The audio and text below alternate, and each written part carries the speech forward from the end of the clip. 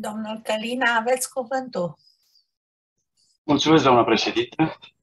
Bună ziua tuturor. Numele meu este Călina Dumitru, sunt auditor energetic gradul 1, construcții instalații, vicepreședinte filiala Oltenia a asociației noastre și membru clusterului ProENZEP. Voi modera această a doua sesiune intitulată Tehnologii sustenabile pentru confort în clădirile performante energetic. Deschidem această a doua sesiune cu Saint-Gobain. Saint-Gobain este unul dintre cei mai mari investitori străini din România și un special susținător al asociației noastre, căruia îi mulțumim. Saint-Gobain România furnizează produse și soluții din mai multe game de materiale, având aproximativ 1800 de angajați și operând 22 de linii de producție în 12 situri industriale situate în Călăraș, Brănești, Ploiești, Satul Mare, Turda, Suceava și Vălenii de Munte.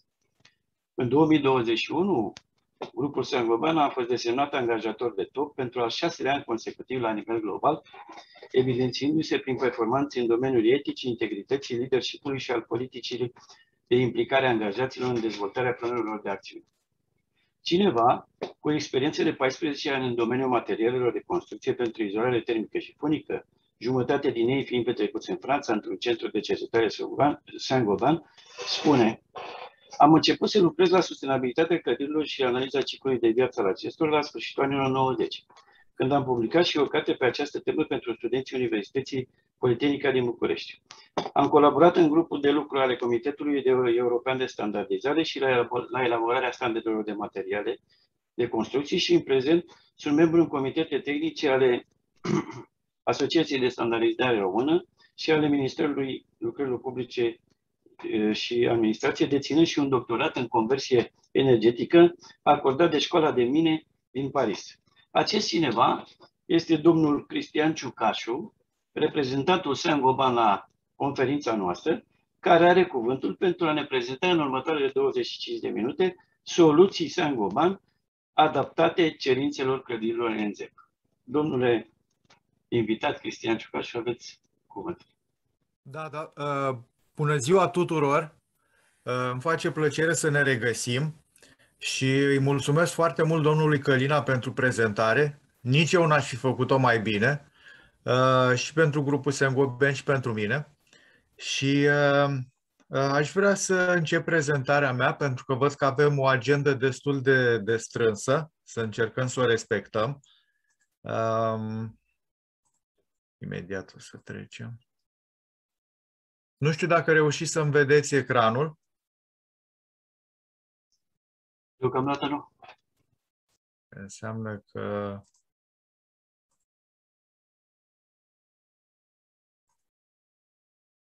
Acum ar trebui să fie în regulă. A apărut. Da, e ok.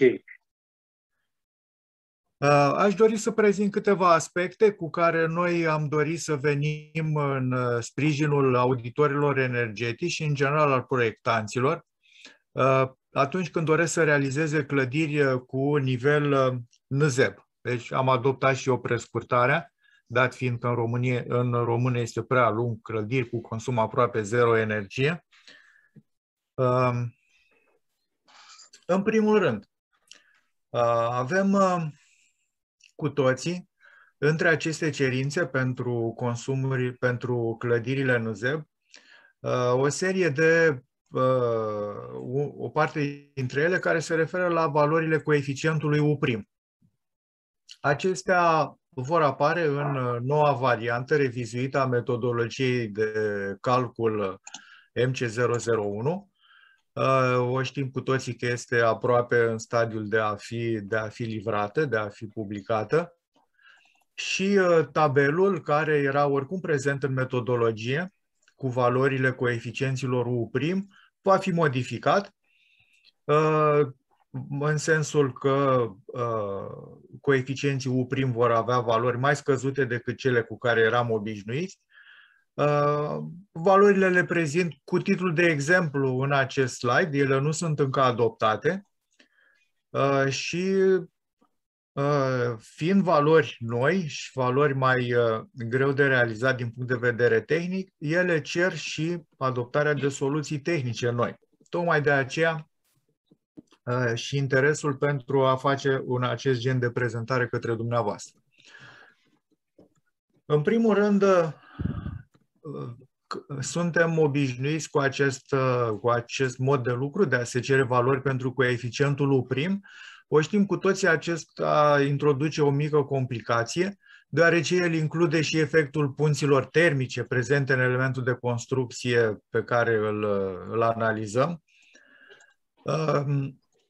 Există o formulă cu ajutorul căruia putem calcula coeficientul U', pe care o cunoașteți cu toții. Formula cuprinde atât elemente, să spunem, de natură calitativă, care țin cont de eficiența soluțiilor de montaj utilizate pentru perete, adică niște coeficienți de tipul Phi sau Chi, cât și elemente cantitative de tipul lungimii punților termice sau a densității cu care ele sunt prezente pe metrul pătrat de perete. Și cu această formulă ar trebui să lucrăm pentru a avea valori cât mai precise pentru coeficientul U'. O știm cu toții, pe de altă parte avem posibilitatea de a vizualiza odată peretele sau acoperișul executat, prezența și importanța acestor punți termice, dar o știm la fel de bine că metoda de vizualizare cu camera foto infraroșie sau video nu ne dă și o măsură a pierderilor de căldură care străbat punțile termice respective. Cu alte cuvinte, suntem obligați să facem apel la formula de calcul întotdeauna. Ce înseamnă acest mod de abordare? Înseamnă că pentru una și aceeași soluție de catalog, așa cum o găsim în catalogele, să spunem, multor fabricanți de materiale de construcții, una și aceeași soluție de catalog pentru un perete sau un acoperiș dă naștere la valori U' diferite în funcție de particularitățile proiectului în care a fost aplicat. Adică poate da naștere la valoarea U'1, dacă am aplicat-o la peretele 1, U'2 diferită, poate să fie chiar destul de mult, pentru un alt mod de montaj sau pentru alte caracteristici dimensionale ale peretelui 2 și așa mai departe. Acest mod de lucru ne-a făcut pe noi, Saint-Gobain, să încercăm să venim în întâmpinarea auditorilor energetici sau a proiectanților și să le punem la dispoziție valori precalculate ale coeficienților punților termice liniare și punctuale, Psi și Hi. Am făcut-o, bineînțeles, pentru soluțiile unde se aplică materialele pe care le fabricăm noi. Și am făcut pentru că am realizat acest demers și pentru că modalitățile obișnuite pentru a găsi aceste valori de coeficienți, și anume folosirea catalogului de punți termice din anexa la normativul C107 sau a valorilor prezente în standardul european, nu cuprinde genul de soluții pe care noi le propunem acum către piața românească. Valorile sunt prezente în documentația standard pe care o punem la dispoziție public, de genul fișelor de soluții sau broșurilor pentru proiectanți. Și ca să exemplific, am luat două cazuri de soluții unde sunt folosite produsele noastre. De exemplu, o soluție de termoizolare și placare a mansardei pentru acoperișurile caselor unifamiliale. Pe lângă faptul că s-au folosit produse cu caracteristici de izolare termică mai bune decât cele obișnuite, pe lângă faptul că au trebuit mărite grosimile straturilor termoizolante pentru a îndeplini cerințele care se prefigurează în noua metodologie, am găsit necesar pentru acest gen de soluție constructivă, care o vedem este mai complicată decât o serie de straturi succesive de materiale care se dispun unele peste altele fără nimic altceva. Să facem o analiză odată a tipurilor de punți termice care apar în această soluție, în așa fel încât, plecând de la aplicarea formulei simple a materialelor ca și cum ar fi dispuse unele peste celelalte fără punți termice și care ar da naștere, de exemplu, la un coeficient U de 0,11, să începem să adăugăm punțile termice existente. Odată ar fi punțile termice integrate ale căpriorilor și aici am găsit o serie de valori care caracterizează diversele distanțe dintre căpriori care sunt prezente în mod uzual într-o mansardă, așa cum este ea realizată la noi. De asemenea, câteva tipuri de înălțime ale căpriorului. În fiecare caz s-au calculat aceste valori ale coeficientului psi. După aceea am mai găsit punți termice, ancorele metalice care sunt folosite. Pentru tipul de ancoră metalică care asigură stabilitatea mecanică a soluției, furnizăm și aici valoarea coeficientului Hi. Am analizat și zona din jurul unui element care este aproape întotdeauna prezent, și anume fereastra de mansardă, și am calculat și aici valorile coeficienților psi. Deci aici nu mai intru în detaliu, am vrut doar să trec în revistă ca să vedeți că am făcut o analiză destul de detaliată. E posibil să ne mai fi scăpat pe aici pe acolo vreun tip de punte termică, dar astea sunt realmente cele mai frecvent care apar. Și practic, folosind formula pe care am arătat-o mai înainte și cunoscând lungimile pe care sunt prezente căpriorii, lungimile de perimetru de fereastră de mansardă, densitățile de ancore care sunt recomandate în diverse configurații, pentru că ele sunt corelate cu distanțele dintre căpriori, se poate calcula, plecând de la tabelul nostru, în fiecare caz posibil de proiect de mansardă, valoarea U'. Am dat câteva exemple, doar ca să vedeți cum de la una și aceeași soluție de bază, de 0,11, pentru diverse, numai pentru variind diversele înălțimi de căpriori și distanțe dintre căpriori, sunt realizate valori care pot ajunge până la 0,15. Cu alte cuvinte, chiar 40% din valoarea lui U superioară față de cea inițială. Trebuie avut atenție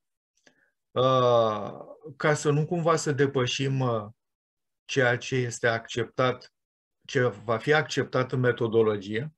Sunt niște situații, cum ar fi cele în care s-au dispus înălțimea ale căpriorilor foarte mari, deci de 200, unde deja s-a depășit, unde s-au pus distanțe mici dintre căpriori și, bineînțeles, acolo unde s-au dispus ferestre de mansardă foarte multe și cu perimetre cu valoare mare. Deci asta doar ca titlu de exemplu, nu o să ne apucăm acum să analizăm în detaliu.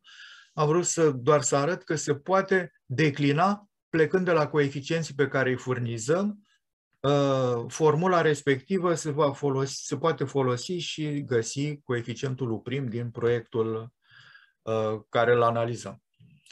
La fel, pentru un alt sistem foarte popular, în special în casele unifamiliale, multifamiliale, ETIX-ul, în aparență vedem doar o serie de materiale dispuse unele peste altele, doar în aparență, pentru că dacă privim mai în detaliu, găsim și aici o serie de punți termice. Odată sunt ancorele, a doua oară sunt punțile termice structurale, la intersecția fațadei cu planșeele, cu stâlpii, și a treia oară, tot structurală, este zona din jurul deschiderilor de pe fațadă, adică ferestre, uși, și mă limitez doar aici. Aici am vrut doar să le enumăr pe cele mai frecvent, care apar cel mai frecvent. Pentru toate aceste zone, într-un material, într-un ghid de proiectare ale soluțiilor ethics. Noi indicăm valori de psi. Vedeți, de exemplu, doar așa, ca să reținem valorile cele mai importante din acest tabel, cum plecând de la o valoare a rezistenței termice R de 4,59, 4,6 să spunem, după ce aplicăm toți coeficienții psi, abia reușim să o aducem la valoarea de 4, deci de 0,25, și asta este încă într-o situație unde mansarda nu avea foarte, foarte multe deschideri. Avem de asemenea posibilitatea ca, dacă dorim să modificăm, să ameliorăm puțin soluția, să manevrăm fie din numărul de ferestre, fie din densitatea de ancoră, până când obținem o soluție acceptabilă ca și coeficient U'.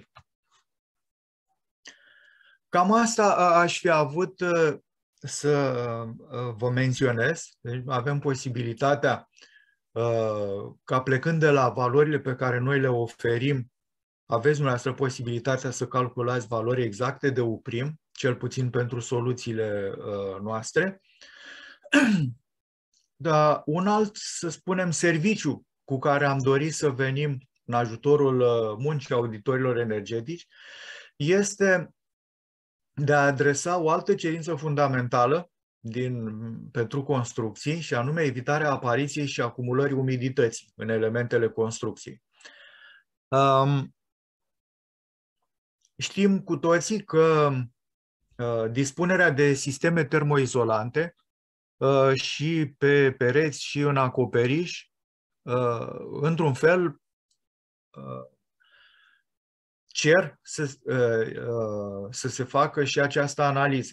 Pentru că s-au văzut proiecte în care riscul n-a fost evaluat corect, a apărut această umiditate, s-a acumulat și au apărut o serie de consecințe ale ei, deteriorarea elementelor de construcție sau apariția mucegaiului, algelor și altor patologii. Noi oferim fără costuri această analiză de risc pentru elementele constructive de tip acoperiș, perete și așa mai departe, așa cum apar ele, deci este o analiză personalizată pentru proiect. În primă instanță, făcând un calcul cu ajutorul metodei descrise în normativul C107 și din standardul SRM 13788, așa sunt făcute calculele. Rezultatele finale pe care le prezentăm, odată arătăm ce risc există de apariție și de acumulare, de apariția condensului și de acumularea umidității, și în al doilea rând riscul de apariție a mucegalului. Deși sunt conectate cele două riscuri, ele nu sunt complet identice și o să vedeți chiar în slide-urile care urmează, o analiză pe un caz dat, că nu apar în același loc, chiar pentru a analiza aceluiași perete. Și în raportul final vom face să apară pe lângă rezultate și ipotezele în care s-a făcut calculul, condițiile interioare și exterioare în care s-a făcut concluzii și recomandări dacă e cazul să se schimbe ceva pentru a se reduce aceste riscuri. Riscul de apariție al mucegaiului este făcut pe baza diagramei din partea dreaptă. Deci se vede în funcție de umiditatea relativă a aerului cu care elementul de construcție sau zona din elementul de construcție e în contact și de temperatura la care se găsește, că există o zonă cu risc mic, o zonă cu risc mare și o zonă intermediară cu risc mediu de apariție a mucegaiului. Deci se face calculul situării oricărui punct din perete față de aceste zone. Ca să vedeți exemplificat, pur și simplu la întâmplare, am ales dintr-un proiect pe care am găsit o situație necorespunzătoare, a trebuit să o modificăm și a fost acceptată modificarea. O zonă de acoperiș, nu e importantă structura lui, pentru că nu facem o analiză aici detaliată. Forma de prezentare a rezultatelor sunt cele două diagrame care apar în partea dreaptă, reprezentate în verde și în roșu. Este presiunea vaporilor de apă din aerul care străbate peretele în verde și presiunea de saturație a vaporilor în roșu.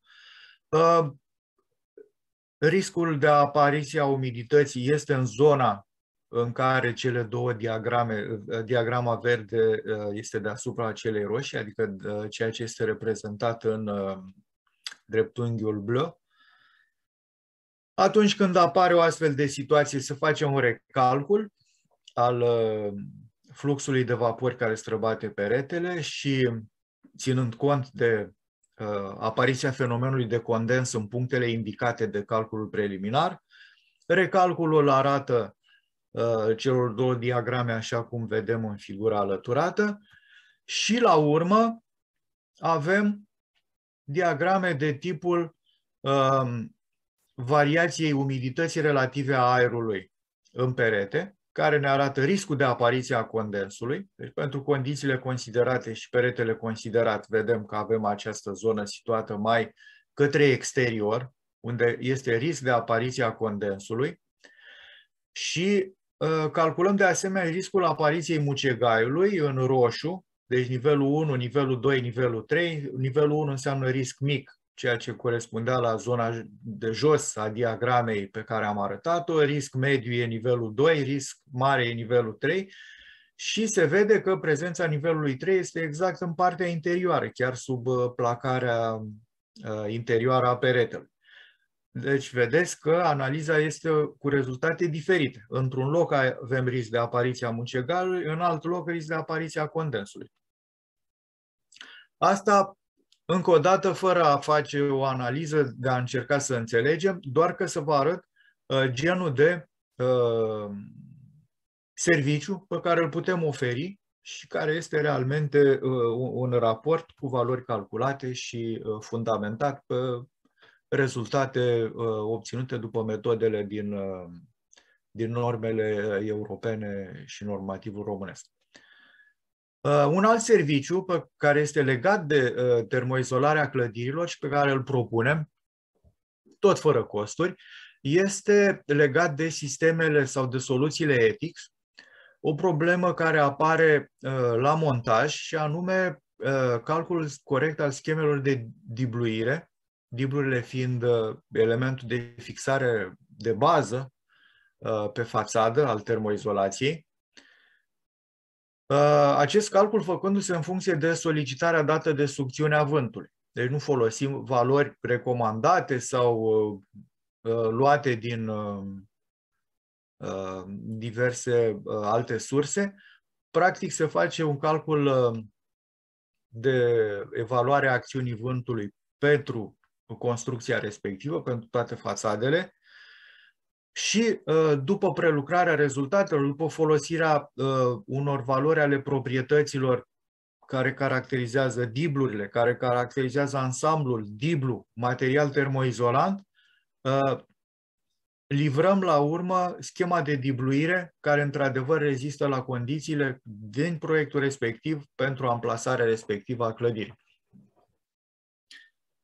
Ca să exemplificăm, chiar un proiect pe care l-am făcut de curând, deci plecând de la desenele de la ansamblu cu toate cotele ale unui ansamblu, să spunem, de clădiri, scoatem valorile relevante pentru calcul într-o schemă așa cum apare în partea dreaptă.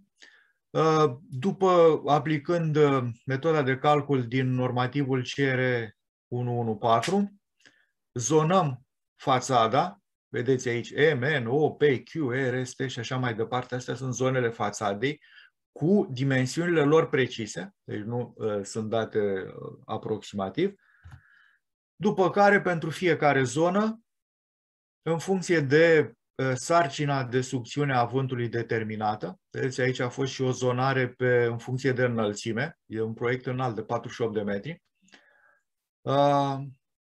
determinăm valorile numărului de diblu pe metru pătrat în fiecare din aceste zone. Vedeți că valorile sunt net diferite. Avem valori de la 5 până la 12. Cu alte cuvinte, dacă am pune 5 peste tot, nu ar fi suficient de sigur. Dacă am pune 12 peste tot, schema ar fi supradimensionată. Adică am împânzit toată fațada cu dibluri și cu punți termice și în unele zone ar fi inutil.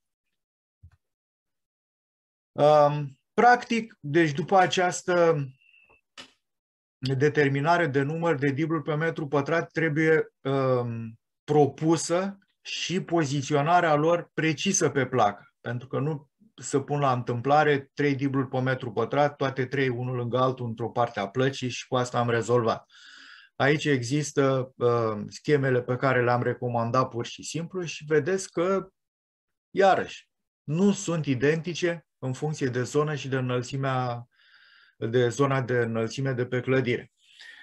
Schema este verificată după cerințele din ghidul european pentru ETICS-uri, EAD 040083, pentru solicitările de smulgere a diblului, de smulgere a vatei din diblu și așa mai departe. Și la urmă avem o schemă, într-adevăr, făcută după toate regulile de calcul și în care folosim proprietățile produselor care au fost efectiv alese pentru fațada respectivă. Asta este pentru un anume diblu, precis de la un anume fabricant și pentru o anume placă de vată. Deci nu sunt valori generice luate ca recomandări la modul general. Cam asta a fost prezentarea mea. Am dorit, cu alte cuvinte, să vă arătăm cu ce vă putem ajuta, sprijini în munca dumneavoastră de acum înainte. Dacă sunt întrebări, îmi face plăcere să vă răspund chiar acum. Dacă nu, puteți să mi le adresați în timpul conferinței, pentru că o să mai rămân conectat. Vă mulțumesc pentru atenție. Eu am două întrebări, de fapt, mă rog, ele sunt legate. În primul rând, felicitări pentru prezentare, a fost foarte interesantă și exact ce ne trebuie nouă auditorilor. Unde găsim valorile psiurilor de care ne-ați vorbit și cum putem să profităm de serviciile pe care ați spus că le puteți oferi gratuit pentru calculele acelea risc la condens și pentru stabilitate și rezistență mecanică. Sunt diverse materiale pe care le-am pus pe website-ul nostru, pe website-ul isover.ro. Ne puteți trimite încet link-urile acestea ca să le poată accesa cei conectați? Da, o să le caut și o să vi le trimit. Da, puneți-le încet. Da. Și legat de cea de-a doua întrebare,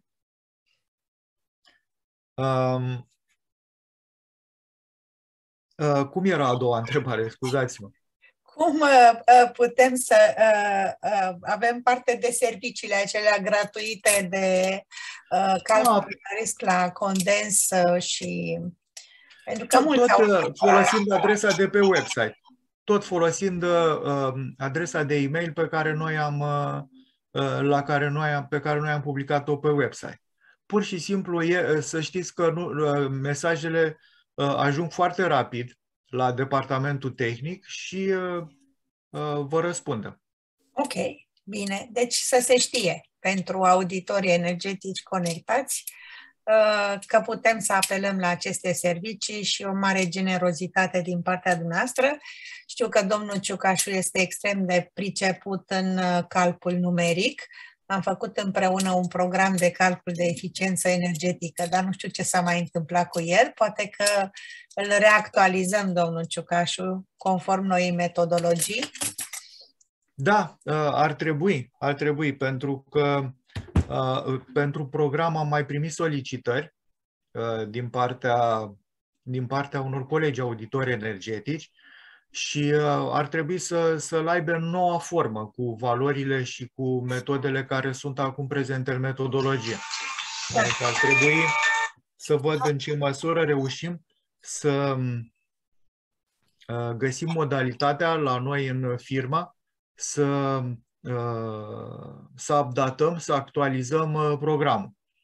Și noi vă stăm la dispoziție. Haideți să încercăm să facem un program complet, pentru că noi atunci l-am făcut numai pentru încălzire-răcire, fără apă caldă, ventilare, iluminat, dar nu cred că ar ridica o problemă să facem un program complet de calcul. Dacă sunteți de acord, eu știu că vă interesa numai partea aceasta de încălzire-răcire, unde vata minerală Saint-Gobain are un rol determinant, dar vorbim. Știu că am lucrat acum 10 ani. Da, chiar și eu aș fi interesat pentru că cred că softul respectiv este bun și o updatare nu ar trebui să pună, cred eu, probleme foarte mari. Ar fi păcat să rămână într-o formă care l-ar face de neutilizat.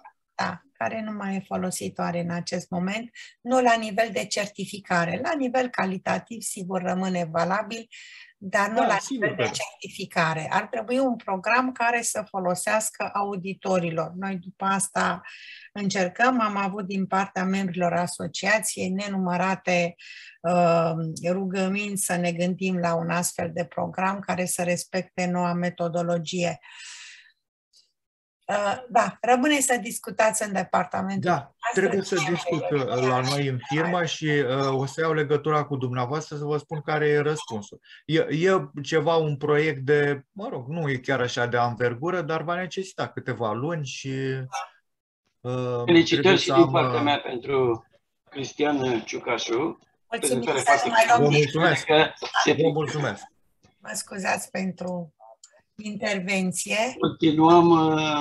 Continuăm tot cu Saint-Gobain, dar de data aceasta Saint-Gobain Building Glass. Saint-Gobain Building Glass România susține toate părțile implicate în proiecte noi de construcții și de renovare. În orice spațiu de locuit în care se muncește, fie că este necesar confortul, performanța sau siguranța, de la contractori cu afaceri mici până la montatori, mari procesatori și producători, arhitecți și distribuitori, echipele Saint-Gobain Building Glass sunt ghidate de o singură ambiție, să fie partenerul preferat. Pentru a îndeplini acest obiectiv se concentrează pe 4 direcții, și anume expertiză, credibilitate, inovație și pasiune. Aceasta a făcut ca Saint-Gobain Building Glass România să primească premiul de excelență care cunoașterea eforturilor de promovare a sticlei cu performanțe deosebite în industria geamurilor termoizolante încă din 2007, precum și premiul individual acordat managerului tehnic al acestuia pentru contribuții deosebite la dezvoltarea domeniului. Acest manager tehnic cu premiul de excelență se numește Leon Buzatu și este glasul reprezentant al Saint-Gobain Glass, care va glăsui în conferința noastră despre performanțele energetice ale vitrajelor înclinate versus cele verticale. Domnul Leon, aveți cuvântul și în următoarele 20 de minute vă stă la dispoziție. Vă mulțumesc mult, domnul Călina. Așa cum a zis și colegul meu, nici eu n-aș fi putut să fac o prezentare mai bună. Vă mulțumesc încă o dată.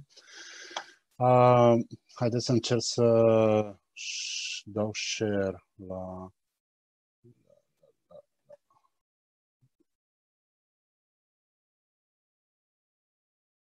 content. Ok. Sper că vedeți vedeți ecranul meu acum?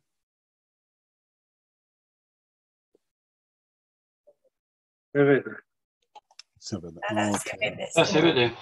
Bun. Am ales acest subiect deoarece în ultima perioadă am auzit multe discuții pe piața de profil referitoare la propunerile din noua metodologie. Cum că ar fi foarte scumpe, inaccesibile, ceva de genul acesta. Într-adevăr, pentru vitraje înclinate, coeficienții de transfer termic, performanța referitoare la izolare termică se modifică.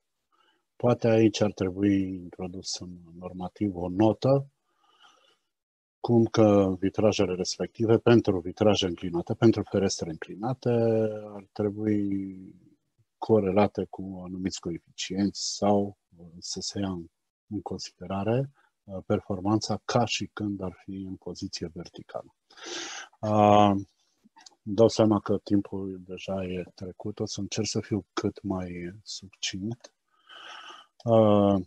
Pe scurt, nu o să insist aici, se știe că transferul de căldură se face prin conducție, prin radiație, prin convecție. Ce se întâmplă într-un vitraj izolant? Aici e un exemplu de vitraj dublu izolant, termopan în ghilimele. Da? Căldura dinspre cameră se transferă pe suprafața sticlei prin radiație și prin convecție de nivel mai scăzut, acele mișcări din cameră ale aerului. Prin prima foaie de sticlă se transferă doar prin conducție. Între foile de sticlă se transferă prin radiație, prin convecție mică în anumite situații, când distanța între foile de sticlă e prea mare, și prin conducție în funcție de conductivitatea termică a gazului dintre cele două foi de sticlă, respectiv aer sau argon, argonul fiind cel mai utilizat. În foaia a doua exterioară se transferă la fel doar prin conducție, urmând ca energia să se ducă în exterior prin convecție, mișcările de aer, vânt și așa mai departe, și prin radiație.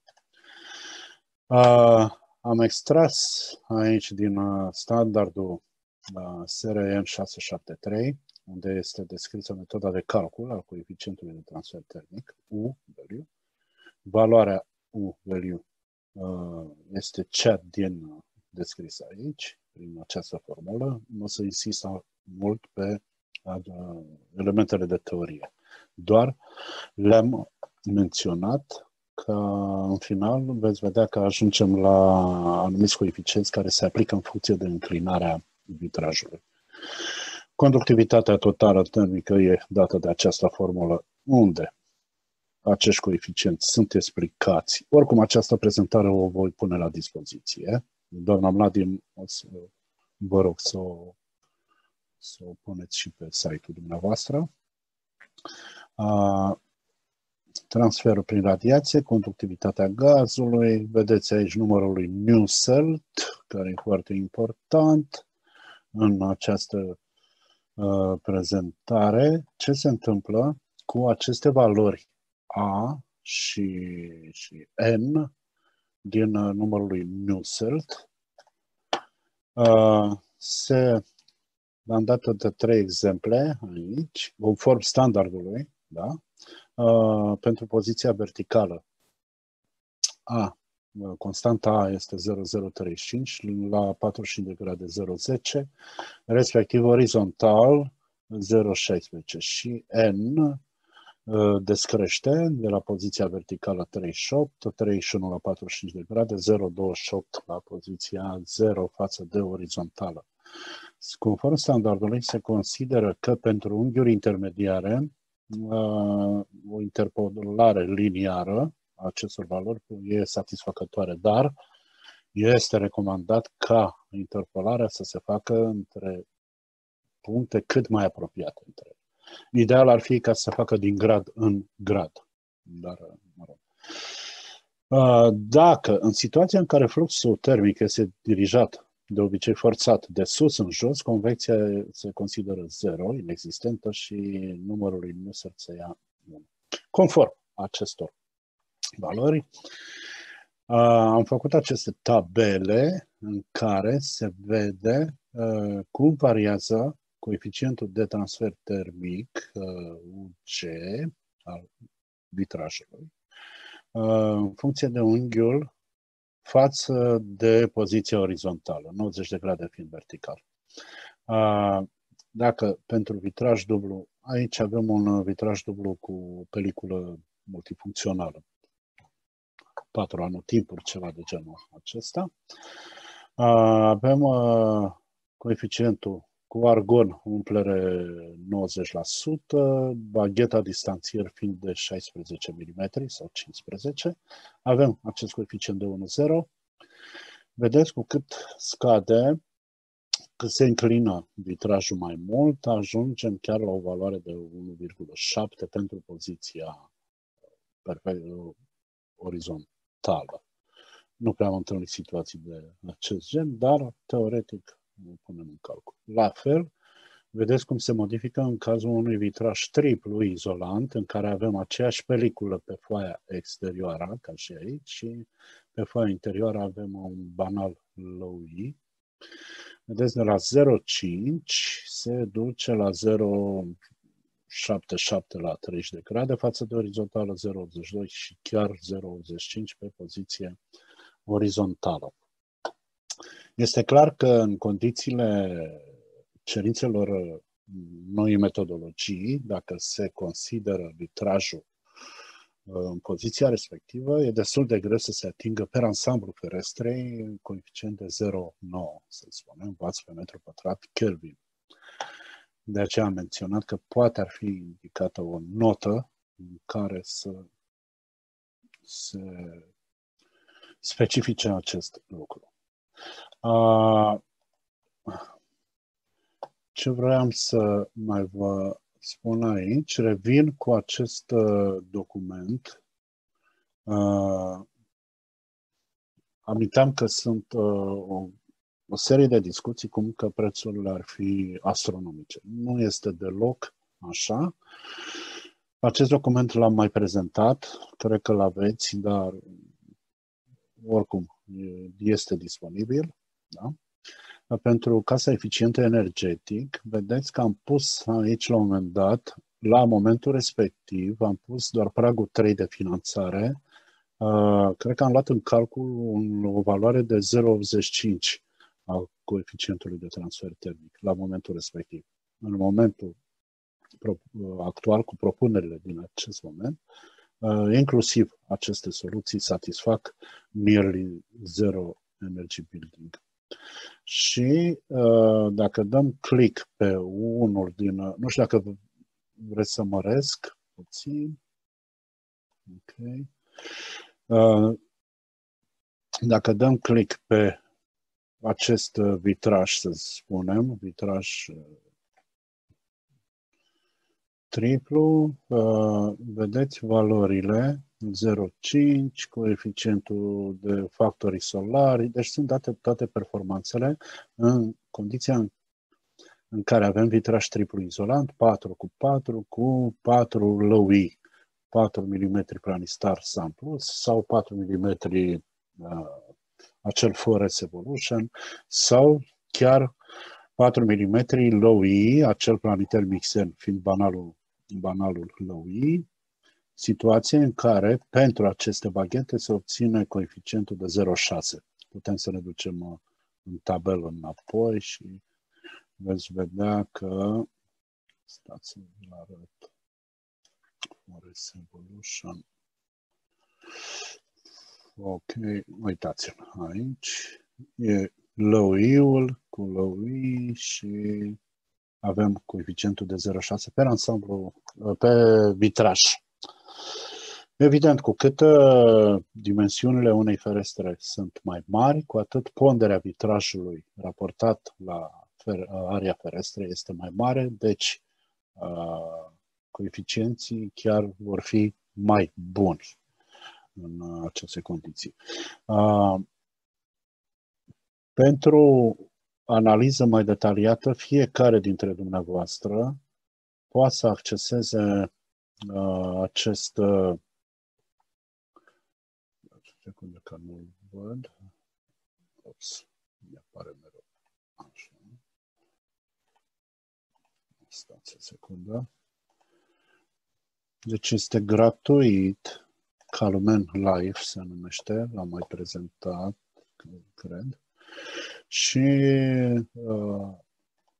de exemplu, dacă aplicăm la sticla 1 o depunere pe fața 2, fața 1 fiind cea dinspre exterior, să punem Forest Evolution, dăm pe calculează aici și avem, vedeți, 1.0 în vitraj dublu, da? Avem două foi de sticlă. La fel putem să alegem unghiul de înclinare. Unghiul de înclinare în acest soft fiind 0 grade pe poziția verticală, nu 90. Trebuie să ne gândim la acest lucru. Putem să-l modificăm, să punem, știu eu, 20 de grade, dăm calculare și vedeți că s-a modificat la 1,3 de la 1,0 pentru această poziție. Dar accesul la acest soft este gratuit, trebuie doar să vă faceți un cont, atâta tot.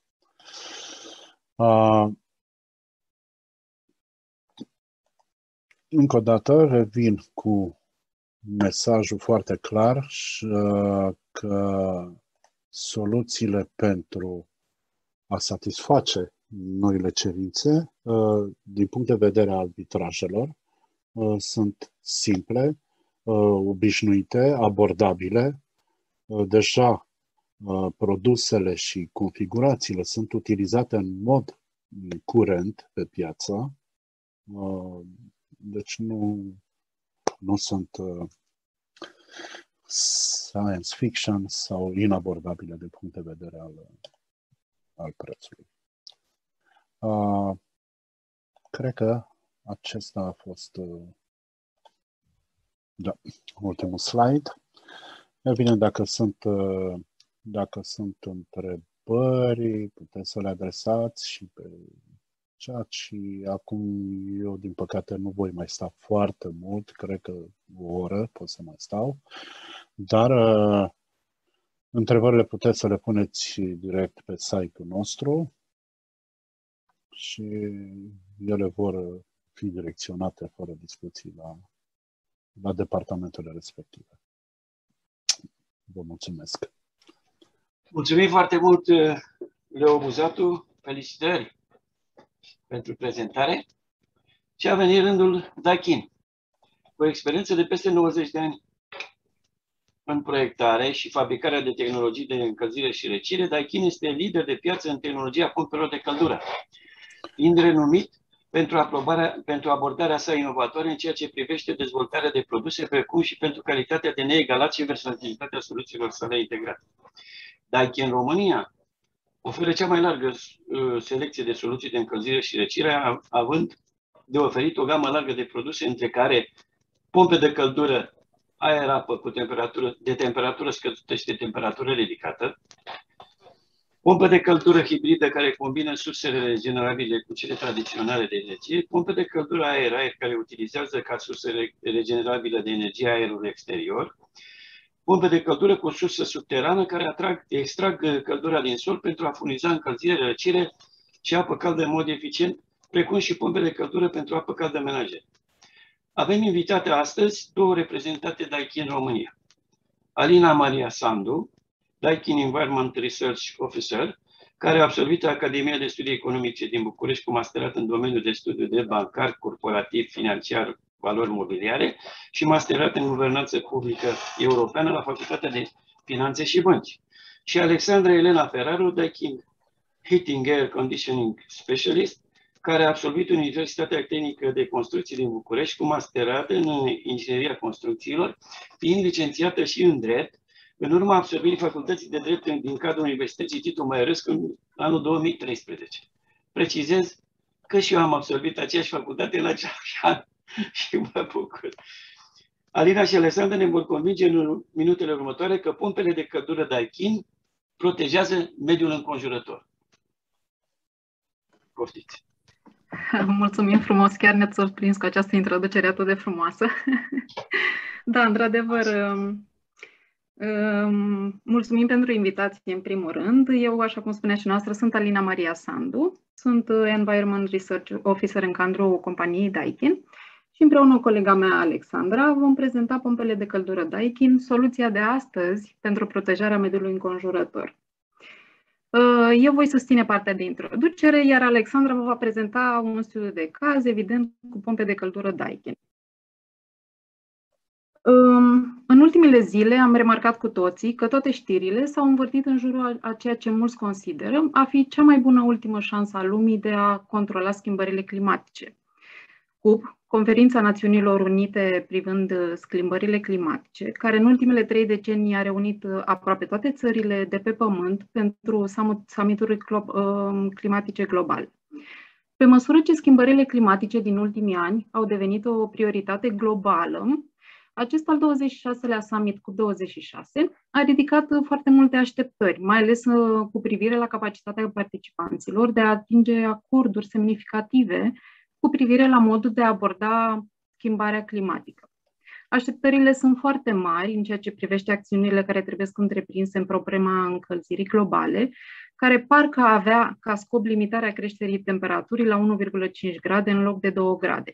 Însă, pentru a atinge acest scop, Uniunea Europeană și-a luat angajamentul de a reduce emisiile de gaze cu efect de seră cu până la 55% până în 2030, 55, și de a atinge neutralitatea CO2 până în 2050. Sectoarele energiei electrice, construcțiilor și HVAC au un rol extrem de important de jucat. Astfel, creșterea performanței energetice pentru produse și clădiri va permite economii esențiale și reducerea emisiilor. În acest sens, Daikin și-a luat angajamentul de a avea un rol important în atingerea scopului. Viziunea noastră este: vom oferi un mediu curat, cu aer sănătos, străduindu-ne în același timp să reducem emisiile cu efect de seră la zero net. Cum vom face acest lucru? Prin produsele noastre, prin soluții și prin puterea aerului. Astfel că ne vom concentra pe reducerea impactului asupra mediului pe durata întregului ciclu de viață al produselor noastre, de la achiziția materiilor prime și transport, la dezvoltare, producție și vânzare, utilizare și inclusiv la sfârșitul vieții produselor noastre, mai ales la recuperarea agenților frigorifici. Alexandra, te rog, mulțumesc. Majoritatea sistemelor de încălzire ale clădirilor din țara noastră se bazează pe cazane care funcționează cu combustibil fosil, cum ar fi gazul natural și petrolul.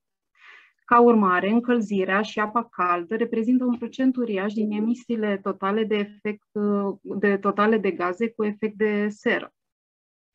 Acest lucru ne afectează pe toți în cursa către o UE mai durabilă și neutră CO2, prevăzută de directiva privind performanța energetică a clădirilor. În acest context, utilizarea noilor tehnologii HVAC poate avea un impact pozitiv în decarbonarea sectorului construcțiilor și, în consecință, a spațiului în care trăim. Cred că nu mai este un secret pentru nimeni că pompele de căldură sunt soluția pentru decarbonarea încălzirii. Pompele de căldură, de exemplu, răspund la majoritatea cerințelor stabilite de UE prin reglementări precum ecodesign și EPBD, ajutând la obținerea de reducerii emisiilor. Acesta este în special cazul pompelor de căldură, care funcționează cu energie electrică, deoarece electricitatea poate fi obținută din energie regenerabilă și este mult mai ușor și accesibil să faci electricitate verde decât un combustibil verde. De asemenea, studiile au arătat că înlocuirea sistemelor tradiționale de încălzire cu pompele de căldură duce la o reducere a consumului de energie primară, în ciuda creșterii cererii de energie electrică. Astfel, pompele de căldură nu ar combustibil fosil și generează mult mai puține emisii de gaze cu efect de seră decât opțiunile convenționale de încălzire. De aceea, sunt o alternativă verde perfectă la tehnologiile de încălzire care se bazează pe combustibilii fosili. Este important să alegem o tehnologie care poate oferi echilibru corect între performanța și eficiența energetică, atât pentru a satisface nevoile proiectului și pentru a genera economii la costurile de operare. Acum Alexandra va prelua și va prezenta studiul nostru de caz. Mulțumim!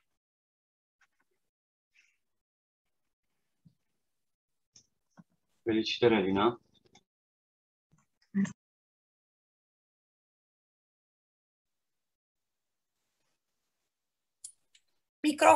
Microfonul, Alexandra, microfonul. Bună ziua, din nou! Mulțumesc! Așa cum spuneam, portofoliul Daikin Heating cuprinde o gamă largă de pompe de căldură, printre care le putem menționa pe cele de tip aer-apă, pompele de căldură de tip geo și numai puțin. de tip geo și, bineînțeles, centralele termice. Pompele de căldură de tip aer-apă se împart în 3 subcategorii, cele de joasă temperatură, de înaltă temperatură și hibrid, așa cum s-a menționat chiar mai devreme. Pompele de căldură aer-apă sunt ideale pentru renovări și înlocuirea centralelor termice vechi și necesită un spațiu redus de instalare. Astfel ne putem bucura de eficiența energetică a unei pompe de căldură, fără a fi nevoiți să înlocuim întregul sistem. Pompele de căldură geotermale sunt o soluție verde care se bazează pe energia prezentă în mod natural în sol. Funcționarea continuă cu inverter permite un domeniu ridicat de modulație de până la 0,85 de kW, evitând astfel consumul de energie pentru opriri și porniri alternate. Cât despre centralele termice, noua centrală termică Daikin reprezintă o alegere foarte bună, indiferent dacă locuim la apartament sau la casă, și este cea mai bună opțiune pentru persoanele care doresc să înlocuiască o centrală termică existentă, căutând o alternativă mai eficientă din punct de vedere energetic și totodată mai puțin costisitoare. Mergând mai departe, vom discuta despre studiul de caz pe care l-am ales noi. Este vorba despre renovarea sistemului de încălzire a 10 case din cadrul unui complex rezidențial. Fiecare casă are o suprafață de 130 de metri pătrați și sunt construite în anul 2001. Am estimat noi un consum energetic pentru încălzire între 11 și 12.000 de kW pe an pentru fiecare imobil. Costurile anuale pentru încălzire, excluzând apa caldă menajeră, erau de aproximativ 8.100 de lei pentru fiecare imobil. Soluția aleasă de noi, evident, este o pompă de căldură formată dintr-o unitate exterioară de 8 kW, conectată fie la unitate interioară de pardoseală, ceea ce implică și un tank integrat, sau la o unitate de perete cu tank separat. Costurile de investiție pentru o pompă de căldură au fost agreate de fiecare proprietar în parte, prin intermediul unui acord pe 10 ani pentru fiecare dintre aceștia. Care este scopul acestui proiect? Evident, a fost acela de a oferi o soluție alternativă de încălzire pentru cea actuală cu combustibil solid. Soluția trebuia să fie una flexibilă pentru a asigura încălzirea tuturor imobilelor, cât și apă caldă menajeră în funcție de necesitățile fiecărui proprietar și, evident, pentru a satisface nevoile proprietarilor, pentru că până la urmă despre asta este vorba în final. O importanță privind mediul înconjurător, evident că este foarte important în momentul în care alegem o pompă de căldură, pentru că este o energie alternativă și astfel rezultă o reducere semnificativă a emisiilor de CO2. Înainte de a vorbi despre primele rezultate, menționăm din nou că renovarea s-a efectuat cu pompe de căldură de tip split, aer-apă, unitate exterioară de 8 kW, cu o unitate interioară de 8 kW, fie de pardoseală, fie de perete, cu posibilitate de conectare a unui tank separat. După 6 luni de funcționare, am evidențiat în tabelul anexat acestui slide că pe perioada de un an de zile, costul anual pentru încălzire, am estimat noi la 0,9 lei pe kWh, a fost aproximativ 3.050 de lei. Din asta putem deduce evident că după acest timp de funcționare, în casele de referință, consumul de energie pentru încălzire s-a înjumătățit, dacă nu chiar mai bine de atât. Costurile de încălzire, de asemenea, se vor reduce la jumătate, raportat la vechiul sistem de încălzire. Putem observa de asemenea și un SCOP bun, o valoare de 2,6 pentru primele luni de funcționare, având în vedere că pompa de căldură funcționează pe radiatoare cu temperaturi de ieșire a apei relativ ridicate. Care sunt avantajele pompei de căldură Daikin? Trebuie să menționăm în primul rând costurile la energie, care s-au redus cu aproximativ 50%. Ne interesează foarte mult acest factor, deoarece atunci când utilizăm un sistem de încălzire cu o pompă de căldură, evident că ne interesează economia și impactul pe care îl are această pompă de căldură atât în viața noastră cât și în mediul exterior. Reducerea emisiilor de CO2, de asemenea dorim să protejăm mediul înconjurător. Costurile la energie au fost demonstrate cu o simulare în prealabil, comparând costurile anterioare cu costurile estimate, folosind sistemul cu pompă de căldură. Un alt avantaj a fost că fiecare proprietar a putut alege tipul de pompă de căldură în funcție de nevoile acestuia. De asemenea, fiecare a putut alege să păstreze boilerul electric existent pentru soluția anterioară pe lemne, în timp ce alții au hotărât să renoveze complet sistemul de apă caldă menajeră, alegând astfel pompa de căldură cu tank inclus și reducând astfel și costul energetic. Unii proprietari plănuiesc pe viitor montarea unor panouri fotovoltaice pentru stocarea energiei electrice, lucru care pe noi ne bucură pentru că, evident, continuă să dezvolte această soluție propusă de noi. Există un potențial de dezvoltare al acestui, să-l numim noi, experiment pe care am ales să-l facem? Da. Am ales acest exemplu pentru că este foarte important pentru clientul final să observe o scădere semnificativă a costurilor la încălzire, ceea ce s-a și întâmplat. S-a oferit o flexibilitate fiecărui proprietar, deoarece au putut alege sistemul de călzire individual, reducerea emisiilor de CO2 și posibilitate de conectare, așa cum am spus și anterior, a panourilor fotovoltaice. Se poate desfășura și în alte orașe? Evident că da. Informarea privind soluția de renovare a acestui tip de locuințe este necesară pentru a crește gradul de conștientizare asupra eficienței pompelor de căldură și în ceea ce privește obstacolele pe care le-am întâmpinat în cadrul acestui proiect, din fericire nu a fost niciunul și sperăm că pe viitor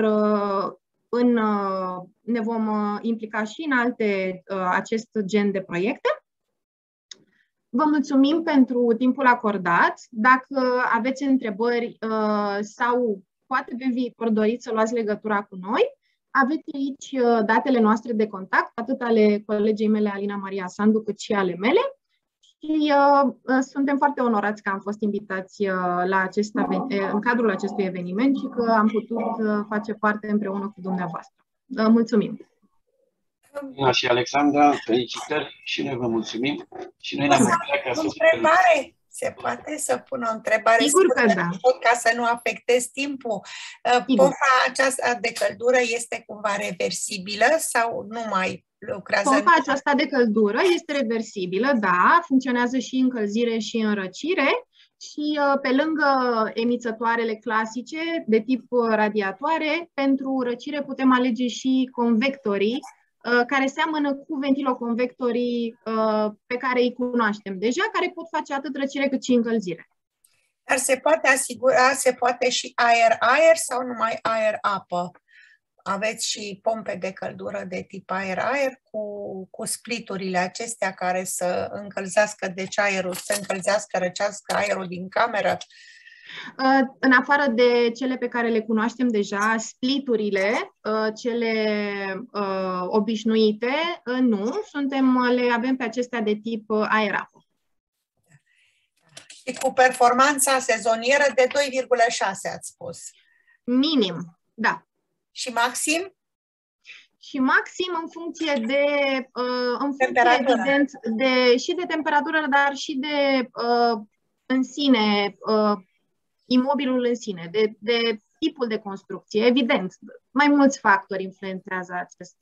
Mulțumim mult de tot! Cu multă plăcere! Mulțumim! Informez toți participanții că dacă nu s-au hotărât să pună întrebări acum, avem rezervate câteva minute la sfârșitul sesiunii a doua pentru întrebări și discuții. Așa că vă puteți pregăti întrebările și până la sfârșit. Cea de-a patra prezentare aparține Novinger România. Se zice că Novinger România egal aer proaspăt. Acum, mai mult ca oricând, publicul larg înțelege importanța aerului pe care îl respiră pentru sănătate. Locuința este locul sigur în care ne retragem și ne petrecem cea mai mare parte a timpului. Calitatea aerului ne influențează sănătatea pe termen scurt, prin cum ne simțim, cum ne odihnim, prin evitarea gripelor, a răcelilor, a alergiilor, iar pe termen lung prin evitarea bolilor cronice grave cauzate de poluarea cu praf, cu particule fine, cu radon, cu substanțe organice volatile. Ventilarea cu filtrarea și purificarea aerului la intrarea în locuințe este o soluție care asigură pe termen lung sănătatea familiilor noastre. Casa nepoluantă va deveni cea mai revenită soluție locativă, declară Novinger România pe site-ul său. Domnul Sabin Preda este din mai 2017 directorul Novinger România și din noiembrie 2020 președinte al Asociației pentru Aer, fiind cel care caută în permanență soluții de dezvoltare și eficientizare a activității, focusat pe rezultat, cu o mare putere de muncă, balansând între analiza profundă a fenomenelor și a deciziilor rapide când situația o cere. Este format la bază ca analist programator la cel mai bun liceu informatic din București, de unde și pasiunea timpurie pentru arbori decizionali, analiza fenomenelor economice și proceduri, cu o pregătire economică temeinică aplicată în peste 17 ani de antreprenoriat. Dânsul ne va convinge de cele de mai sus în următoarele 20 de minute prin prezentarea sisteme de ventilație centralizate, descentralizate, cu recuperare de căldură. Vă invit, domnul Șarit, să vă susțineți. Bună ziua! Vă mulțumesc mult pentru prezentarea, domnul Călina. Sper că mă auziți. Da? Da, vă auziți. Din regulă. Ok, vă mulțumesc. Haideți o să vorbesc 2-3 cuvinte despre noi ca și companie. Suntem din 2003 în piață, dar de vreo 5 ani de zile ne ocupăm în principal de sisteme de ventilație cu recuperare de căldură. Astăzi vreau să o să deschid și prezentarea. Share screen. Ok. Așa. Share. Ar trebui să se vadă acum. Imediat.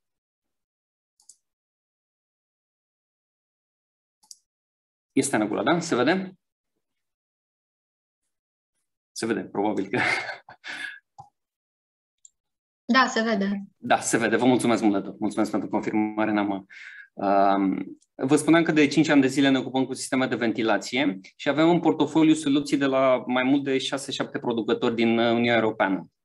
Avem pe de o parte soluțiile acestea descentralizate de ventilație cu recuperare de căldură, care se pot aplica cu foarte multă ușurință în renovări sau chiar și în case, locuințe, apartamente noi. Și avem soluții centralizate, clasice, pe care le cunoaște toată lumea, de la unități de 100-150 de metri cub, 300 de metri cub, debite normale pentru o locuință, până la unități foarte mari de ordinul 100.000 de metri cubi. Astăzi aș vrea să trec prin două elemente. Aș vrea să trec pe de o parte să punctez niște elemente importante legate de sistemele descentralizate, adică soluția pe care o putem adopta și implementa foarte ușor într-o renovare sau într-o locuință nouă, la un buget mai redus și cu niște, să zicem, cu o soluție tehnică mult mai ușor de implementat. Aici sunt câteva imagini, cu depozitul nostru, cu echipa noastră. Participăm activ la foarte multe târguri, în măsura în care anul acesta am mai prins TNI-ul. Încercăm să educăm foarte mult și ne propunem în piață, în primul rând, să conștientizăm nevoia de ventilare și apoi să oferim acele soluții. De curând, ca o paranteză, am finalizat un showroom în Roșu, în Chiajna, lângă București, unde pot fi văzute toate sistemele pe care noi le comercializăm, atât sisteme descentralizate, cât și exemple de sisteme centralizate, inclusiv montate și la vedere, adică pot fi văzute, ascultate, tipăite și colegii noștri vă pot prezenta soluția. Aici vedeți câteva imagini de aici.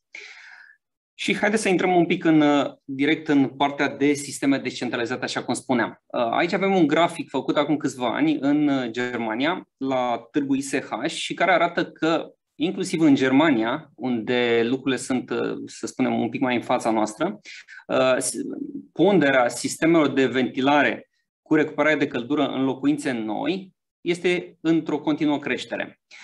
Un lucru interesant este faptul că sistemele descentralizate cu verde pe grafic sunt într-o creștere mai accentuată și compensează cumva din scăderea sistemelor soluțiilor centralizate aplicate pe locuințe. Deci graficul se referă la locuințe noi, da? Și la echiparea lor cu sisteme de ventilare cu recuperare de căldură. Deci cu verde avem sistemele descentralizate, cu roșu avem sistemele centralizate clasice. Graficul a fost prezentat la ISH în 2019. Sistemele acestea descentralizate pe care noi le comercializăm sunt sistemele cu recuperator ceramic, regenerativ și cu flux alternant. Asta înseamnă că, fac o scurtă prezentare, există o grilă interioară, o grilă exterioară, există un sistem de filtrare, un ventilator special care asigură schimbarea sensului undeva la aproximativ 40-60 de secunde și un acumulator ceramic care acumulează și cedează căldură în funcție de direcția fluxului. Tot în componența acestor sisteme, aici le vedem montate într-un bloc de apartamente, grilele exterioare pe fațadă, există și partea de automatizare care comandă centralizat, la nivel centralizat, întreaga ventilație din întreaga locuință, că e vorba de un apartament sau o casă. Funcționarea este în acest mod, adică avem unități care introduc și unități care exact în același timp evacuează. După 60 de secunde, ciclurile se inversează și unitățile, în acest caz aurile, vor începe să introducă aer în locuință și în același timp unitățile B, D de aici vor începe să evacueze. În acest fel avem debite egale ce introducem cu ceea ce evacuăm și avem o parcurgere completă a întregului spațiu de locuit, incluzând zone de transfer, holuri, da, prin sau cu ajutorul grilor de transfer sau spațiilor pe sub uși. Astea sunt principiile. Un element important este, sau sunt două studii realizate în decursul anilor trecuți. Cel mai important este EVALT, care a analizat timp de 2 ani eficiența acestor sisteme de ventilare tip push-pull, adică da, cu flux alternant și recuperatoare ceramice. Vă pot pune la dispoziție link-urile sau documentația completă. A fost realizat în Germania tocmai pentru că a observat evoluția acestor sisteme și pentru că se știau sau au fost folosite doar acele sisteme centralizate sau se încercau sisteme descentralizate, reducând la scară un sistem centralizat, adică făcând un recuperator de căldură ceva mai mic, punând un sistem, 2 ventilatoare, un sistem de filtrare și încercând să-l fac astfel încât să îl pot așeza pe un perete. Marea revoluție, dacă pot numi așa, sunt aceste sisteme cu acumulare ceramică care permit un diametru redus, permit o amplasare în diverse grosimi de pereți, astfel încât întotdeauna eu de la 15 cm până la 60-70 de cm grosime de perete, eu am o soluție să o implementez acolo. Sunt foarte fiabile pentru că au un singur ventilator, au un acumulator ceramic care este garantat 30 de ani și care poate fi igienizat foarte ușor, se poate interveni foarte ușor pe acel sistem, stă în puterea utilizatorului să-l igienizeze în 10 minute, au pierderi de sarcină reduse având un traseu foarte scurt și din acest punct de vedere mă costă mai puțin să vehiculez 1 metru cub printr-un sistem descentralizat comparativ cu un sistem centralizat. Și au făcut acest studiu, este destul de stufos, în care au abordat diverse chestiuni. Rezultatele, să spunem așa, sunt că un sistem descentralizat cu flux alternant reușește să ventileze eficient o locuință. Sistemele ce avem ca și modele principale sunt cele de la Sevi, Se-Ventilation în Germania, și sistemele Novinger pe care le producem în fabrica noastră din Italia. Am să trec mai departe de partea aceasta de explicarea modului de funcționare, da? Cum se montează în pereții exteriori. Ele sunt în general pe diametru de 160. Grila interioară, care în general are un filtru grosier de clasă G3, G4, alteori sunt situații în care avem și M5, alteori sunt situații în care la modelul Sevi există și varianta de echipare cu un filtru F7. Un element foarte important privind gama SEVI este că eu pot, prin aceste sisteme descentralizate, să tratez întreaga locuință. Adică pot să am elemente SEVI montate, de exemplu, în șarpantă, într-o acoperiș cu pantă înclinată, pot să am unități SEVI montate în pereții exteriori, da? Pot să am unități SEVI montate într-un subsol sau un demisol, folosind o tubulatură specială, pot să am unități SEVI duble, pe care în general le utilizez doar în camerele de tipul băilor sau bucătărilor, unde vreau neapărat să am ori o presiune constantă, ori să am depresiune și atunci tratez acele camere la nevoie cu niște ventilatoare cu senzor de umiditate sau de miros după caz. Sistemele de automatizări sunt multiple, de la modele foarte simple, care funcționează în mod automat, inclusiv după senzor de umiditate, până la sisteme care pot funcționa după senzor de dioxid de carbon, pot fi integrate cu protocol API, pot fi conectate la telefon, etc., etc.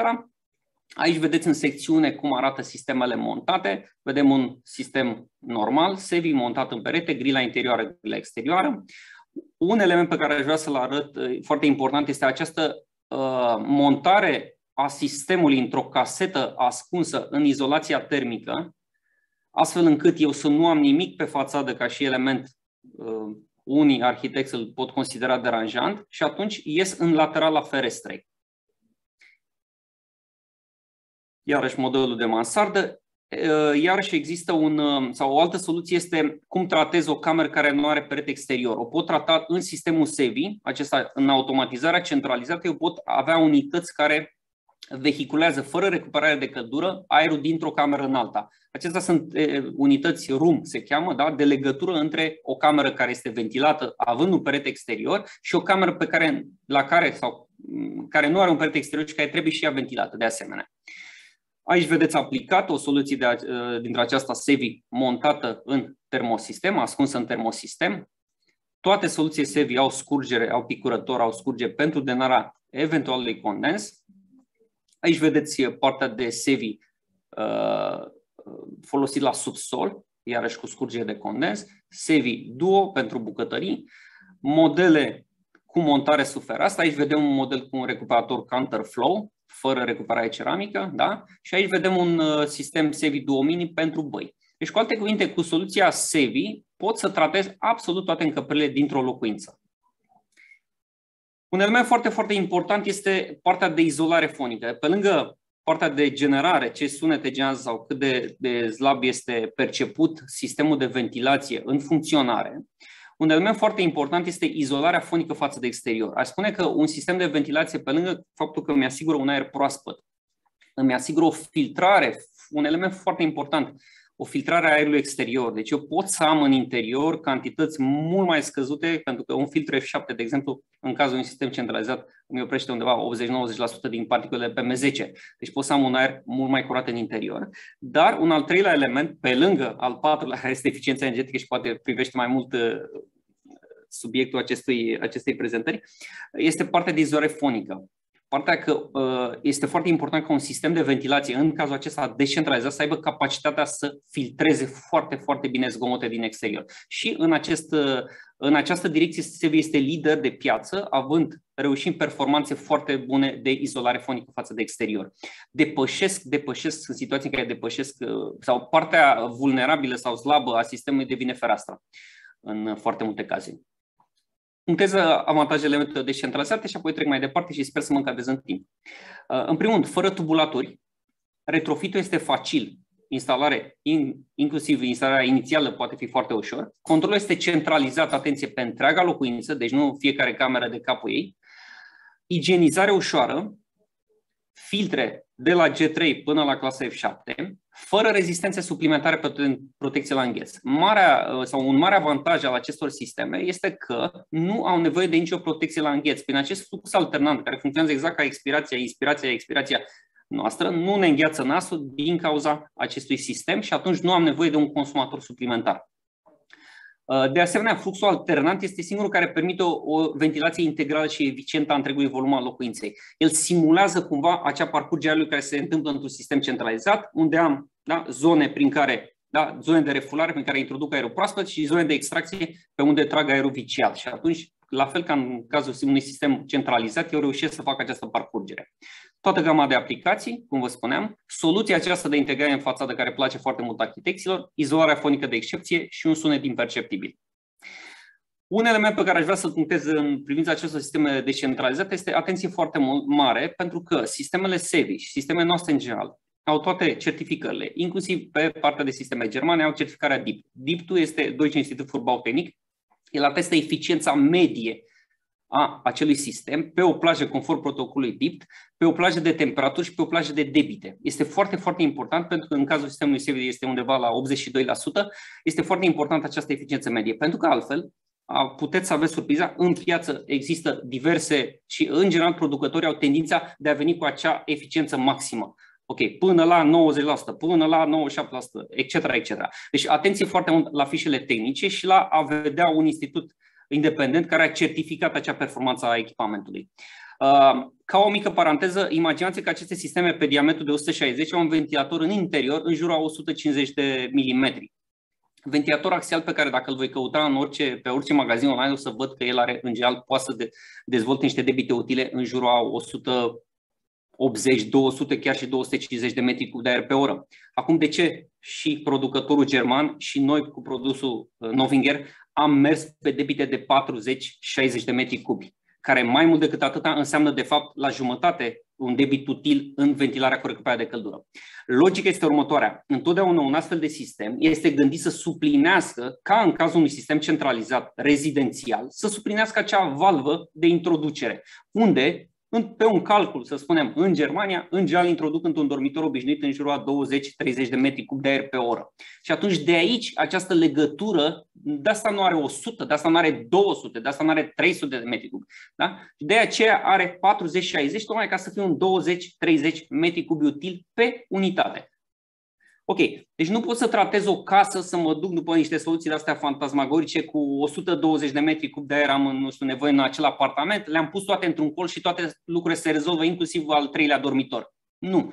Ventilarea eficientă înseamnă o parcurgere a spațiului, înseamnă poziționarea acestor echipamente de ventilare în tot volumul apartamentului sau locuinței. Asta înseamnă că trebuie să am 2 unități, 4, 6, 8, 10 în funcție de dimensiunea spațiului, de număr de persoane, etc. Nu vreau să intru în detalii legate de dimensionare. Deci, de asta nu am declarat că face 180 de metri cub, dragilor sau domnilor. De asta, atenție foarte mult la echipamente care declară 100 și cu niște ventilatoare de diametru de, îl vedeți aici într-o poză, de 90 cm. Deci, pe lângă faptul că nu realizează efectiv, dar înseamnă o turație foarte mare ca să atingi acele debite, asta înseamnă zgomot, asta înseamnă uzură, înseamnă chiar dacă aș face un debit apropiat, înseamnă o scădere foarte mare a eficienței. Și atunci degeaba îmi spuneți că pot să dezvolt cu un echipament 100 de metri cub de aer pe oră în recuperare, dacă eu îl voi folosi pe 10-15 metri cub, pentru că după aia deja are o eficiență foarte, foarte scăzută. Da? Ok. Ventilatoarele noastre, ca o paranteză, nu depășesc 2500 de rotații pe minut și sunt echilibrate, sunt făcute astfel încât să dezvolte același debite, la diferențe de 0,0, da? Aceeași presiune interior-exterior, să dezvolte aceleași debite și pe introducere și pe evacuare. Sunt luate în calcul toate aspectele. Da? Filtrare, pierderi de sarcină prin acel echipament, prin grilă, prin filtre, grilă interioară, grilă exterioară, etc. Toate aceste aspecte. Deci un echipament trebuie măsurat cu tot ce a dat producătorul complet echipat. Deci nu există soluții minune. Ca o concluzie, atenție, nu vă duceți în astfel de direcții. Sunt situații în care este trist să vedem cerințe pe o sală de clasă sau o sală de grădință cu 20-30 de copii și să vedem puse două aparate care teoretic fac, nu știu, 200 de metri amândouă sau 300. Nu, atenție, nu vor face sau nu vor putea fi folosite în acele debite. Aici este un exemplu despre ce înseamnă o certificare. Da? Pe stânga este certificarea DIPT cu Mittler. Mittler înseamnă media pe debite este 17 și 41. Aici testările se fac în pereche, pe pereche de echipamente. Da? Deci este un element foarte, foarte important. Iarăși vedem aici 82,7 sau 89,6 eficiența maximă. Deci este foarte, foarte important să avem cineva, un institut care îmi certifică pe acel echipament. Altfel riscăm să, să punem câteva exemple de aplicare, sisteme, câteva exemple de dimensionare, da? Dacă am, să spunem, un apartament, în acest caz, cu 2 camere, pot vedea că am o unitate în dormitor, o unitate în living și o unitate cu dublu flux ceramic în partea de bucătărie, zona de zi, și un ventilator de extracție. Sunt diverse situații. Există și aici niște programele pe care vi le putem pune la dispoziție pe partea de dimensionare, însă, din păcate, nu sunt corelate încă cu normativele noastre. Ok. Haideți să trecem, al doilea punct pe care vreau, și nu știu câte minute mai am la dispoziție, să trec un pic prin unitățile de școală. Unitățile de școală, problema ventilației școlii este una foarte, foarte importantă, la fel și în tot ce înseamnă instituții publice care vor fi renovate și pentru care vor exista din ce în ce mai multe fonduri pe partea de reabilitare energetică. Și atunci și aici apare nevoia acelor unități descentralizate, dar de debite mari, care permit o amplasare, un retrofit rapid într-o sală de curs, într-o sală de ședință, într-o primărie, o sală de primire la circa de poliție 23, etc. Nu vreau să mai povestesc foarte mult de partea de școli. Punctez unitatea VAFE, care este o unitate cu un debit util undeva la 800 de metri cubi, cu numeroase avantaje. În primul rând, greutate redusă, posibilitatea, am să trec direct prin prezentare, da? Ce înseamnă unitatea VAFE. Mai aveți jumătate, domnul Sabin, mai aveți. Mai am timp, da? Mai aveți 1 minut jumătate. E perfect, da. Ok. Deci am greutate redusă, nu am scurgere de condens, un element foarte important, pentru că mi-e foarte greu să am scurgere de condens într-o construcție unde n-a fost gândită, da, sau trebuie să gândesc o scurgere de condens, recuperarea de căldură și de umiditate, baterie de protecție la îngheț inclusă, funcționare automată după senzor GO2. Da? Conectivitate internet standard, da? Și sunt gândite în general pentru o clasă de 60-70 de metri pătrați cu 30 de copii, nu știu, respectiv, I5 cu 15-20 de metri cub de copil. Partea de nivel de zgomot redus este foarte important, eficiență în recuperarea peste 80%. Acum, sunt câteva exemple de montaj. Sunt câteva exemple din platforma de conectare care e disponibilă pe telefon. În momentul în care avem o astfel de unitate, putem vedea oricând parametrii în care funcționează și funcționarea în mod automat. Ca și noutate cu care voi încheia, este că avem acum în gamă și alte 3 unități destinate, descentralizate, cu recuperatoare de căldură, destinate acestor situații, școli, grădinițe, spații publice, în care nu îmi este permis să vin cu un sistem centralizat cu tubulaturi. Aici sunt 3 unități, da? Sunt 2 unități de plafon, le putem vedea, cea de 620 de metri cub maxim și cea de 460 de metri cub. Da? Au doar legătură prin 2 tubulaturi la exterior. Extracția și refularea se face prin grile poziționate una în față și una în partea inferioară. Și cea mai mică este o unitate care se montează ca un soldat lângă un perete, tot așa cu 2 conexiuni, în acest caz de 160 de mm către exterior, până la 380 de metri cub de aer pe oră. Deci noutatea pe partea asta de școală este că ne-am completat gama cu niște unități ceva mai mici, care permit să realizeze aceste debite și o instalare foarte ușoară. Unitățile vin cu șablon, adică e o chestie care se poate monta foarte, foarte simplu. Cam atâta am avut de spus. Vă mulțumesc mult de atenție. Sper că n-am alergat prea tare prin prezentare. Mulțumesc doamnei Mladin pentru ocazia pe care ne-a acordat-o și vă doresc o zi plăcută în continuare. Felicitări, Sabin Preda. Ai reușit, ai focusat, ai eficientizat inclusiv prezentarea. Felicitări. Mulțumesc mult. Se poate o întrebare? Derbecaru sunt. Dacă știu să răspund. Cum funcționează sistemul la rezidențial, la debitele acelea mici, în cazul presiunii și care sunt limitele legate de presiunea vântului pe fațadă? Da, ideea este în felul următor. Sistemele în Germania există niște criterii. Dacă o să vă transmit acest studiu EVALT, este luat și acest lucru în calcul, ca să o zic pe scurt. Și ele când se măsoară de la 0 diferență de presiune până la plus minus 20 de pascali. Adică aceste lucruri sunt luate în calcul și determină niște clase de performanță care în Germania sunt clasificate ca S1, S2 și S3, da? În funcție de această variație a debitului la diferența de presiune interior-exterior. Da? Și atunci, ceea ce spuneți dumneavoastră, acea viteză a vântului convertită în partea asta de diferențe de presiune interior-exterior, determină într-adevăr aceste plusuri și minusuri de debituri în funcție de fațada pe care este expus. În studiul EVALT s-au verificat inclusiv aceste aspecte, s-au făcut modelări să vadă cum influențează lucrurile, până la urmă se ajustează. Într-adevăr, este bine punctat ceea ce a spus dumneavoastră, n-aș merge cu un astfel de sistem la Bâlea Lac, la cabană. Acolo unde am întotdeauna un nivel al vântului foarte ridicat, viteze foarte ridicate în marea majoritate a anului. Însă, din acest punct de vedere... Sau fațade expuse, da.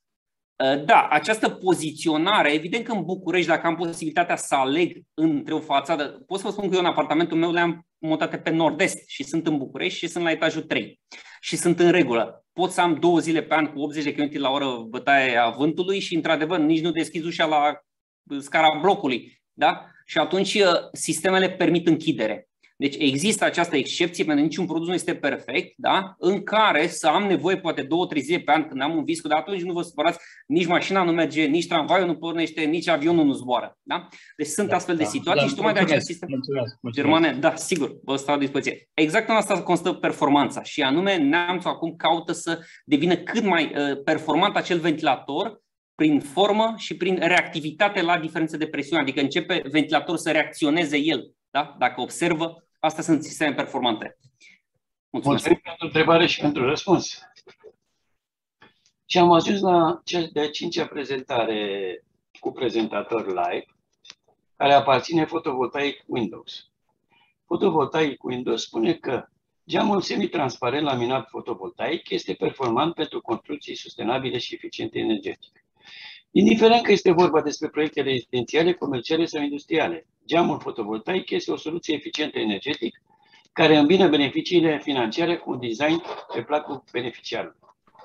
Aceasta aduce o schimbare de paradigmă în industria fotovoltaică prin utilizarea suprafețelor verticale ale clădirilor, ferestre, fațade, balcoane, etc.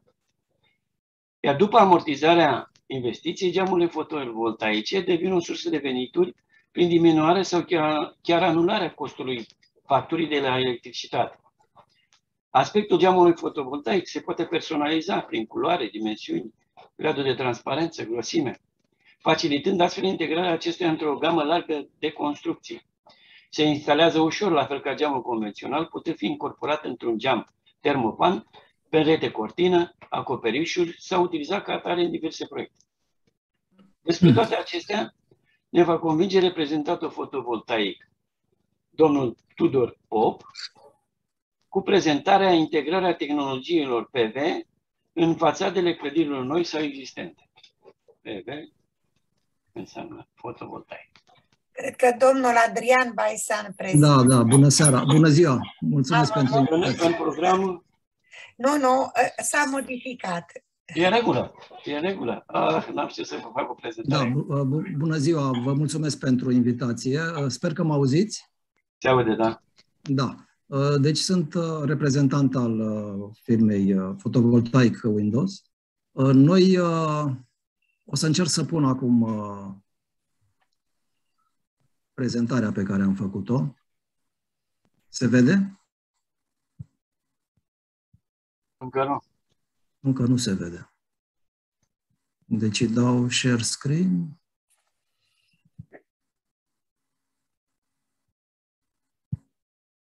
Acum se vede? Acum se vede. Acum, da. Acum se vede. Da. Bun. Deci, tehnologia BIPV, Building Integrated Photovoltaics, incorporează proprietățile fotovoltaice în materialele de construcții. În felul acesta, fațadele, vitrate sau opace și învelitorile devin surse de energie electrică odată cu alcătuirea arhitecturală a clădirii. Dintre avantajele Building Integrated Photovoltaics putem enumera elementele de anvelopă oferă suprafețe generoase pentru integrarea celulelor fotovoltaice, indiferent de orientare, devenind surse locale de energie. Au nevoie de lumină și nu de soare. BIPV pot fi integrate în clădirile noi, dar și aplicate pe fațadele celor existente. BIPV poate suplini nevoia de umbrire în zonele unde aceasta este permanent necesară, foieruri, atriumuri, circulații. Pot fi aplicate pe elementele de anvelopă opace, contribuie la creșterea rezistenței termice și izolației fonice ale acestora. Densitatea circuitelor PV definește gradul de transparență a suprafețelor vitrate. Cu alte cuvinte, cu cât crește mai mult gradul de transparență, cu atât scade puterea electrică generată. O să prezentăm mai încolo un tabel în care puteți vedea corespondența între puterea electrică generată și gradul de transparență al geamurilor. De asemenea, un alt avantaj este că Building Integrated Photovoltaics elimină nevoia de suprafețe mari de teren sau învelitări solide, utilizând suprafețe deja disponibile și cu costuri practic nule de transport al energiei electrice. Cum îmi place mie să spun, fotovoltaicele se mută la oraș. Deci dacă până acum unul din dezavantajele utilizării energiei fotovoltaice era acela că necesita suprafețe întinse de teren, care putea fi folosit în scop agricol, de exemplu, mai ales în țările din Europa, din America și așa mai departe, unde nu avem deșert. Din momentul în care au apărut aceste BIPV, putem folosi suprafețele verticale din orașe să generăm electricitate și, practic, democratizăm, cum ar veni, posibilitatea utilizatorilor de a folosi energie fotovoltaică. Până acum trebuia să stai undeva la țară, să pui panouri fotovoltaice pe acoperișuri sau pe niște terase acoperite din grădină, ca să poți să folosești energia fotovoltaică. De acum încolo, această BIPV, această tehnologie, oferă posibilitatea și celor care stau la orașe să își instaleze sisteme fotovoltaice. De exemplu, cine are un balcon cu 10 metri lungime, cum am eu cu familia mea, cu 4 persoane, putem să ne acoperim cam jumătate din consumul energetic pe un an de zile, folosind doar închiderea balconului cu aceste sticle fotovoltaice. Un alt avantaj ar fi că oferă o tehnologie care facilitează construirea de clădiri la nivel aproape zero de energie. Până acum se tot pune problema cu izolarea energetică, dar NZEB înseamnă și să produci 30% din energie verde local, care înseamnă o rază de 30 de kilometri de la locul în care este situată respectiva energie. Această tehnologie BIPV oferă pentru prima dată posibilitatea ca în orașe să poți produce energie destul de consistent folosind aceste materiale pe care o să vi le prezentăm în continuare. Și un alt avantaj ar fi că mărește independența energetică a prosumatorului și scade considerabil costurile cu energie electrică. O să trec mai